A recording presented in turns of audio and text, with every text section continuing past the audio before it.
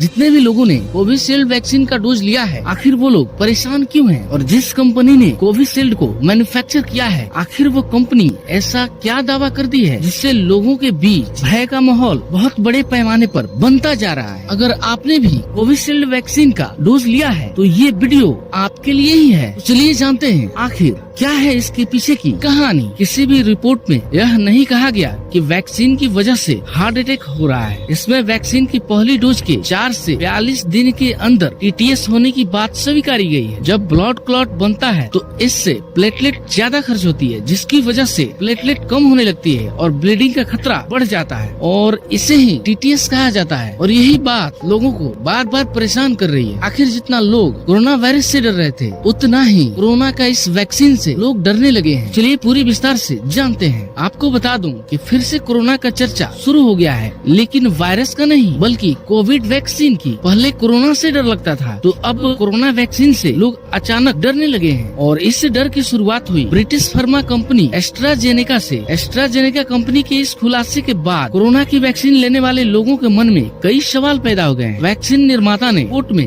यह बात साफ तौर पे मान लिया है कि कोविशील्ड दुर्लभ मामलों में थ्रोम्बोसाइटोपेनिया सिंड्रोम के साथ थ्रोम्बोसिस का कारण बन सकता है। इससे खून के थक्के बन सकते हैं और प्लेटलेट काउंट कम हो जाता है। थ्रोम्बोसाइटोपेनिया के कई गंभीर मामलों में यह स्ट्रोक और हार्ट अटैक का कारण भी बन सकता है। इस खुलासे के बाद भारत में इसकी चर्चा शुरू हो गई। एस्ट्राजेनेका का जो फार्मूला था, इसी से भारत में सीरम इंस्टीट्यूट ऑफ इंडिया ने कोविशील्ड वैक्सीन बनाई थी और भारत में बड़े पैमाने पर ये वैक्सीन लगाई गई है और लोगों के मन में कई सवाल है। और इन सवालों के बीच भारत में अधिकांश हेल्थ एक्सपर्ट यह मान रहे हैं कि यह केवल दुर्लभ मामलों में ही हो सकता है। भारत में यह मामला सुप्रीम कोर्ट में पहुंच गया है और एक वकील की ओर से सुप्रीम कोर्ट में अर्जी दाखिल की गई है कि वैक्सीन के साइड इफेक्ट की जांच के लिए मेडिकल एक्सपर्ट का पैनल बनाया जाए और वैक्सीन के कारण रिस्क फैक्टर का परीक्षण करने का निर्देश दिया जाए। और यह सब सुप्रीम कोर्ट के रिटायर्ड जज की निगरानी में किया जाना चाहिए। हालांकि ऐसा देखा जाए तो सीरम इंस्टीट्यूट ऑफ इंडिया ने साल 2021 में इस टीके से होने वाले साइड इफेक्ट के बारे में अपनी साइट पर जानकारी दी है। कंपनी की ओर से ये कहा गया है कि थ्रोम्बोसाइटोपेनिया या प्लेटलेट्स की संख्या कम होने की वजह से ब्लड क्लॉटिंग की समस्या हो सकती है। कंपनी ने यह कहा है 1 लाख में से 1 से भी कम लोगों में हो सकती है और कंपनी ने इसे बहुत ही दुर्लभ मामला बताया है। आईसीएमआर के पूर्व महानिदेशक डॉक्टर बलराम भार्गव ने कोविशील्ड वैक्सीन लगवाने वाले लोगों को लेकर कहा है इसका साइड इफेक्ट टीका लगाने के अधिकतम 3 से 4 हफ्तों तक ही हो सकता है, वह भी केवल दुर्लभ मामलों में ही। भारत में कोविशील्ड के करोड़ों डोज लगाए गए हैं, लेकिन न के बराबर मामलों में ही साइड इफेक्ट देखने को मिला था। उनकी ओर से ये भी कहा गया है कि वैक्सीन लगवाने वाले के 2-2.5 साल बाद साइड इफेक्ट का कोई खतरा नहीं है और इससे बेवजह डरने की जरूरत नहीं है। आज के लिए बस इतना ही,